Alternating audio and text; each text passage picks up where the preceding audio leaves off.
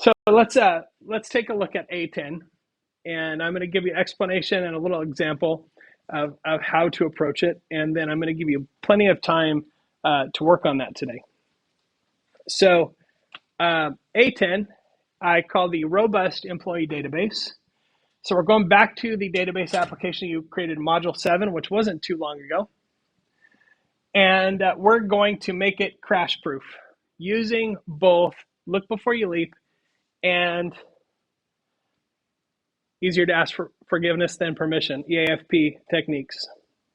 And so the way I will have you approach that, I'm going to demonstrate using my good old fruit stand application. So you remember the fruit stand where we, let's run this, just vanilla here. So we can list the fruit, we can add a new fruit, grapes, and they're going to be $4.95. Again, these are like whole food prices. And then when I list, then I have them added to my little application here. So lots of room for errors there because look at, I'm asking the user to enter data that goes straight into my database.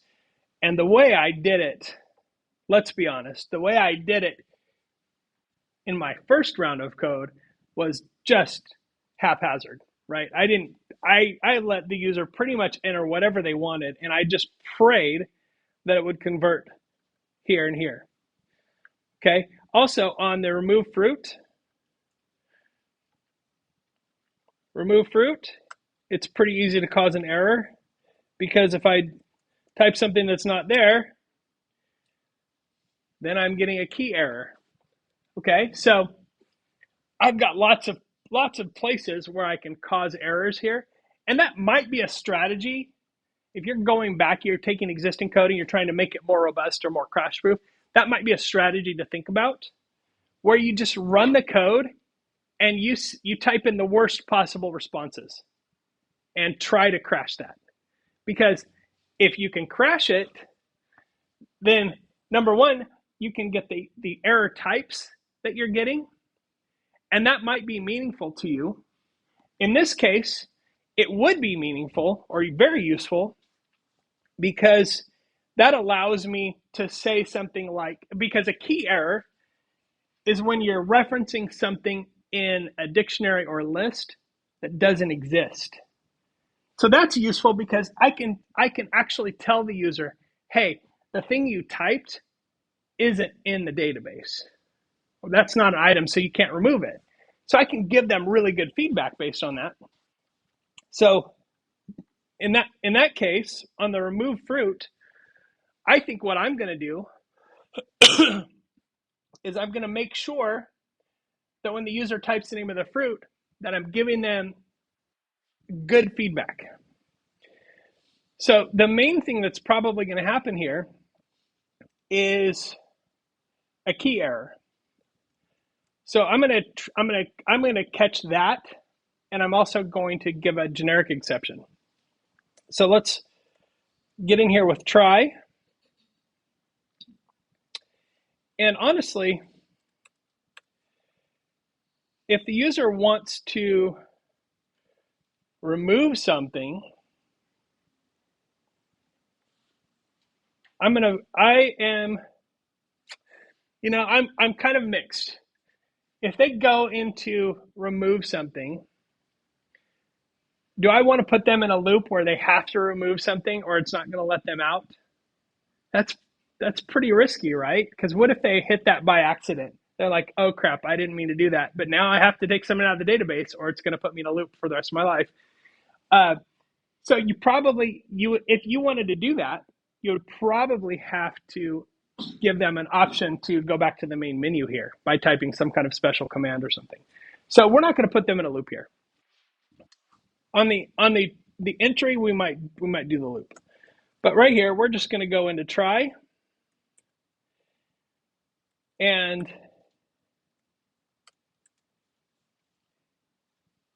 right now, it's giving me a little red underline here. Don't be alarmed. It's just yelling at me because I haven't typed the word accept yet. Okay. So I'm going to grab a key error, which is this error right here. And again, if you don't remember the name of it, you can always produce the error and copy and paste it just like that. Notice also that this is not a string. We're not giving an exception in a string. That is a specific reserved word in Python. So you're just typing key error here as a constant. And now, if they have a key error, print. Nice thing here is I can reflect this back to them because I'm getting the input up here. That variable is accessible here, even in the except. So I can actually use an f string to say str remove doesn't exist in the database. And we'll pop a little line break on the end of that. Now, just to be safe, I can't think, because we're leaving this a string, I can't think of a reason that we would need a generic exception. But while I'm in here, I might as well just go ahead and do it. Except, and it'd be good if I print something.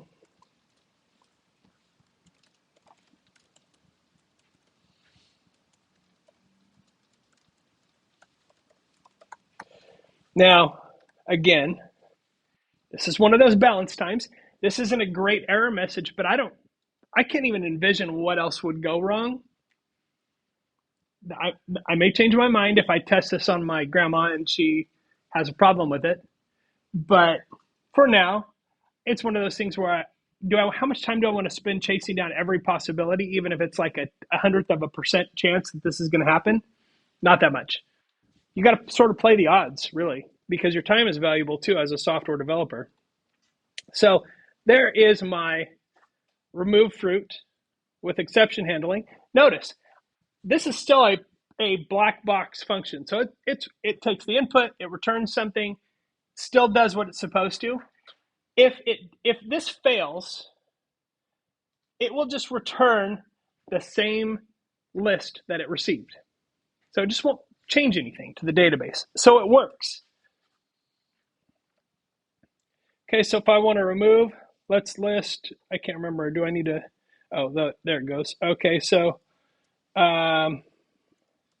grapes doesn't exist in the database, and then it takes me back to the main menu. So there, it's handling that error. It still works, though, if I want to remove an apple. Okay. Now, if I really wanted to get tricky with this, probably the next thing I would do if I wanted to dig really deep here is I would figure out a way to handle the issue if somebody types orange with a lowercase o. Okay, so that's sort of the next level of thing is I might take their input and I might see if there's something that exists with all lowercase or all uppercase or anything like that in the database. But I'm not going to. That's a little bit too far for the purpose of this. So there we go. That's a robust function. We're good there.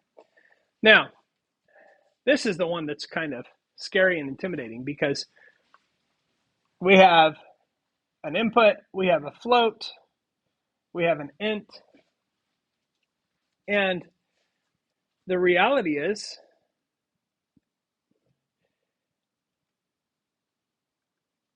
it's pretty difficult, as we noted earlier, to determine if a float is going to work as a look before you leap. How do you determine the difference between a float and an integer using look before you leap? Because there is no string method that will check to see if something's a valid float. For some reason, it doesn't exist in Python. So the only way to check that as a look before you leap is to see if it's all made up of numbers and a decimal.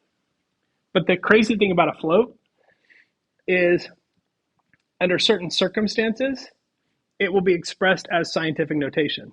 So it'll have the e and the negative, and the exponents of 10 and that sort of thing in there.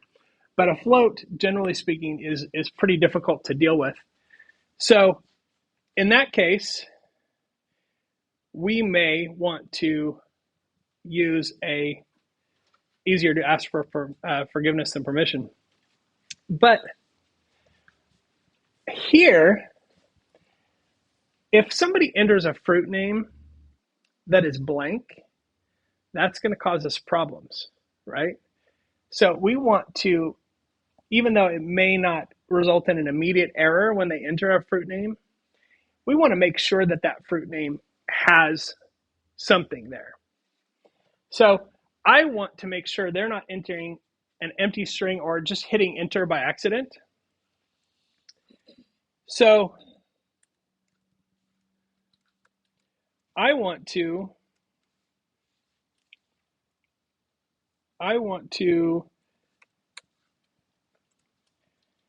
put this in its own little while loop here. Even though it's not going to create an error here, it could cause me problems down the road if they enter something blank. So I'm going to say inside this while loop, if the length of str name is less than 1, actually, let's do it the other way. Let's do if it's greater than 0, and then we're just going to use break.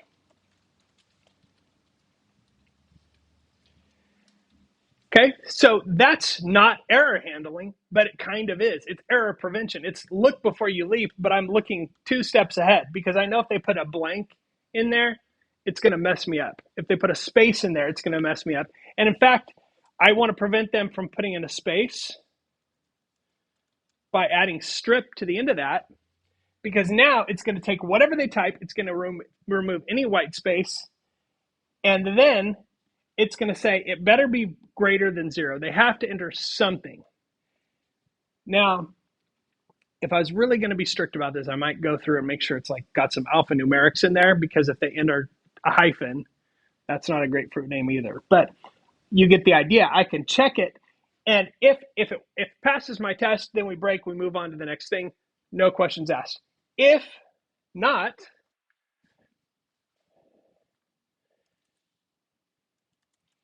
then let's give them some feedback. That's not a good fruit name. Try. Let's break that and go try again. There we go. Okay, so I'm going to give them feedback that says that's not a good fruit name. And so that's not actually error catching. It's not even error handling, really, but it's thinking ahead. Like, what could the user do here that's going to mess me up? That's really the question you need to ask yourself throughout this stuff. So for price, we already talked about how difficult it is to check for a look before you leap situation on a float. So I'm going to go try here.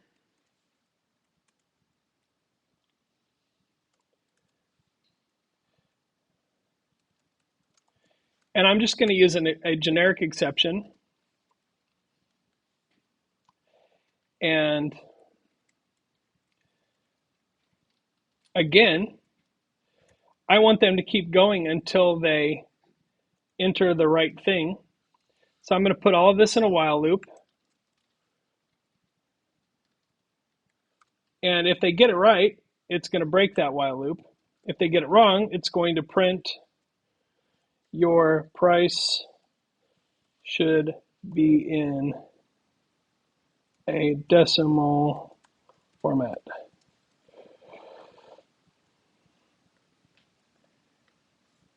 So at least I'm using that, and I might even do something like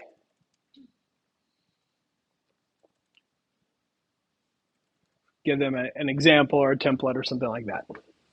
I don't have to, but we want to make sure they're not entering a dollar sign. So that might be something inside try to strip off if they entered the dollars, because you don't want them to have to think about whether or not they have to do that. You just want to take care of it in the background. With this one, with an int, we can use is numeric. So we can use look before you leap here, but we're still going to put it in its own while because we want it to, again, keep going until they enter something correct. So while true, we're going to ask them.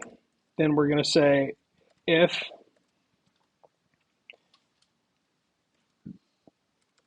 oops, we can't do an int here. We just have to do the input. If int quantity dot is numeric, then we're going to convert it. So we're going to use self-assignment here to make our lives a little easier.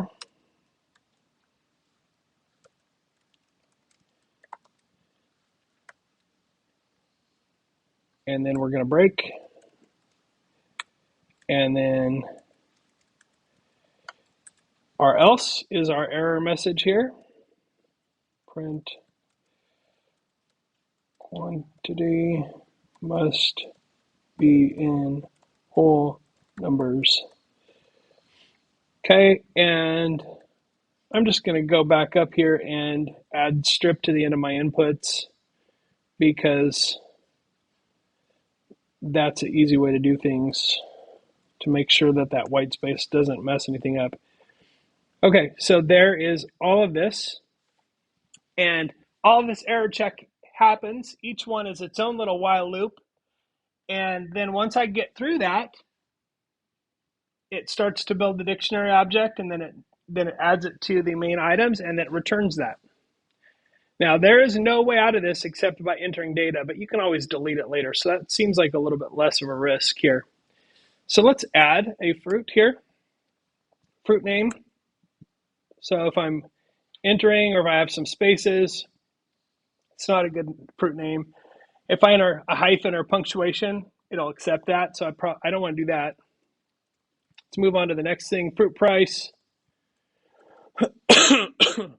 Now remember, if I do something that's not going to be a viable fruit price, it'll keep asking me until I give it. And then quantity, I can't do that. Can't do that, but I can do this. Okay, so now I list that, and I've got my grapes. Obviously, my formatting here is not super because I should be forcing that to 2 decimal places. But you can see here, I made it very difficult to crash this. So you want to look at the places where the users have the option to do something that's going to mess it up. You want to try and anticipate things that they might do to mess it up, and you want to develop a strategy for handling those errors.